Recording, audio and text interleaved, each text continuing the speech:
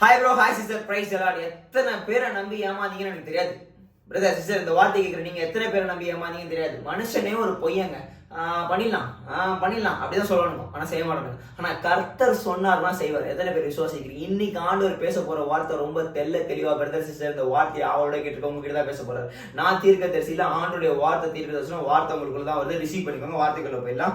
நான் பேச மாட்டேன். டேய் போடான்றீங்களா? போயிட ஆபகுக்கு 2ஆம் அதிகாரம் 3ஆம் வசனத்துல குறித்த காலத்திற்கு தரிசனம் இன்னும் வைக்கப்பட்டிருக்கிறது.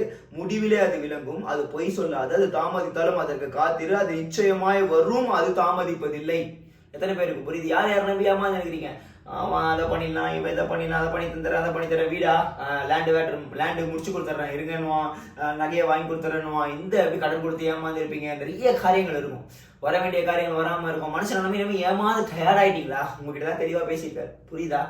புரியுதா? தாமதிச்சாலும் பரவாயில்ல, வெயிட் பண்ணுங்க. ஆனா அவரை நோக்கி வெயிட் பண்ணணும். நீங்க மனுஷனை நம்பினா அவன் ஏமாத்திரும், அவன் பையன் தான். தரமா பண்றேன்னு சொல்லியிருக்காரு. எப்படி தரமா? தாமதித்தாலும் அது நிச்சயமா வரும், தரமா வரும், தாமதிப்பது இல்லை.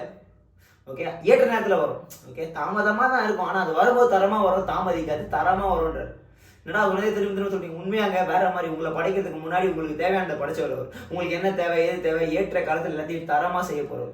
புரியுதா பிரதர்? புரியலாம், திரும்ப கேட்டீங்க, ரொம்ப தெளிவா புரியும். கர்த்தர் உங்களுக்கு ஏற்ற காலத்தில் வைத்திருக்கிறே தரமாக கொடுக்க அதிக வல்லவராக இருக்கிறார். அவரை பிடிச்சுக்கோங்க, வேற யாரையும் நம்பாதீங்க. இந்த நாள் கர்த்தருக்கு சோத்திரம். ஆமென், அல்லேலூயா. Love you.